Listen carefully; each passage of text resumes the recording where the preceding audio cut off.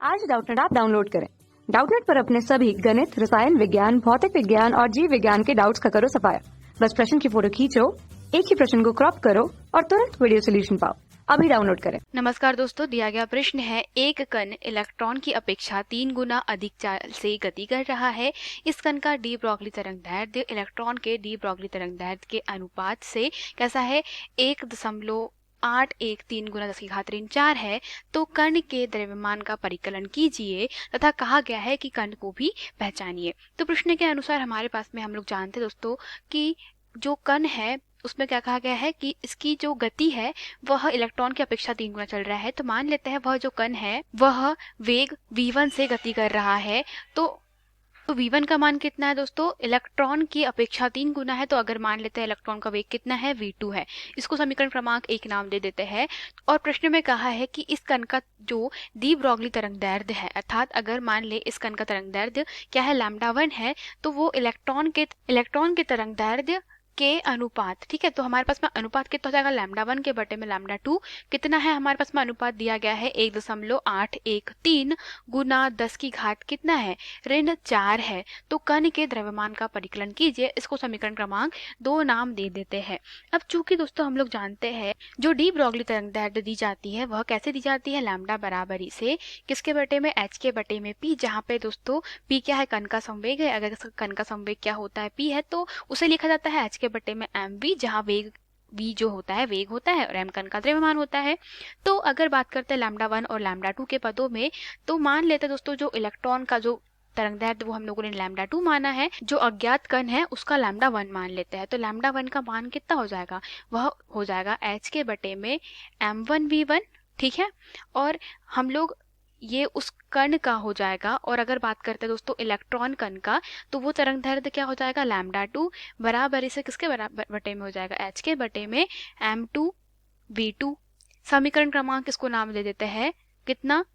3। और नीचे वाला समीकरण क्रमांक कितना हो जाएगा? 4। तो समीकरण क्रमांक 3 और समीकरण क्रमांक 4 में क्या करते हैं? तो एक दूसरे का भाग दे देते हैं। तो हमें प्राप्त क्या हो जाएगा? समीकरण क्रमांक 3 और 4 से भाग देने पे, ठीक है। समीकरण क्रमांक क्या करना है? 3 में 4 से भाग लगाने पर आपको क्या प्राप्त हो जाएगा? λ1 के बटे में λ2। तो यहाँ से आप डायरेक्टली λ1 के बटे में λ2 क्या लिखेंगे? किसके बराबर लिखेंगे आप? यह आ जाएगा। देखिए दोस्तों h दोनों ही पदों में क्या है? प्लांक नियतांक है।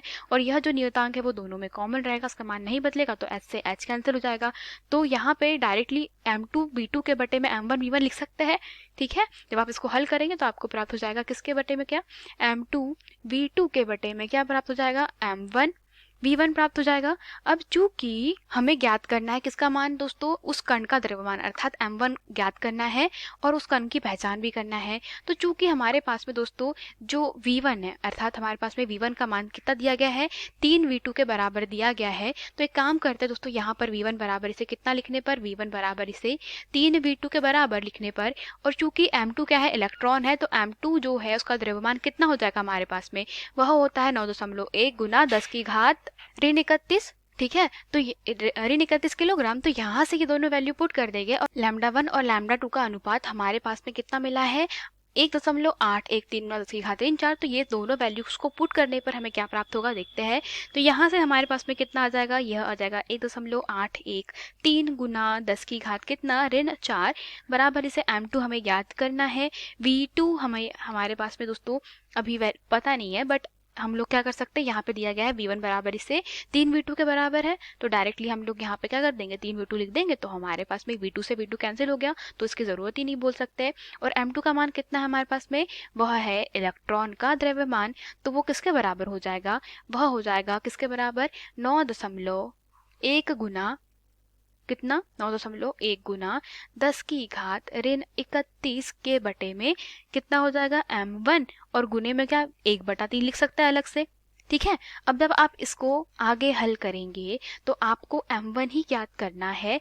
तो यहाँ से आप 9.1 गुना 10 की घात ऋण 31 के बटे में 1.813 गुना 10 की घात ऋण 4 गुना 1/3 लिख सकते हैं। और इसको सॉल्व करने के बाद जो m1 है उसका मान, अर्थात द्रव्यमान का मान लगभग बराबर आ रहा है 1.673 गुना 10 की घात ऋण 27 किलोग्राम के बराबर आएगा। जब आप इसको हल करेंगे तो आप पाएंगे कि आपका लगभग मान इसके बराबर आ रहा है। तो ये जो मान है यह किसके बराबर प्राप्त हो रहा है? आप जानते हैं कि ये लगभग मान प्रोटॉन कण के द्रव्यमान के बराबर है। तो ये कौन सा कण हो सकता है दोस्तों? अवश्य ही यह प्रोटॉन कण हो सकता है और द्रव्यमान हमने ज्ञात कर लिया और यही हमारे प्रश्न में हमसे पूछा गया था। धन्यवाद। कक्षा 6वीं से 12वीं से लेकर नीट, IIT, JEE वो एडवांस के लेवल तक 1 करोड़ से ज्यादा छात्रों का भरोसा। आज ही डाउनलोड करें डाउटनेट ऐप या व्हाट्सएप करें अपने सारे डाउट्स 8400 400 400 पर।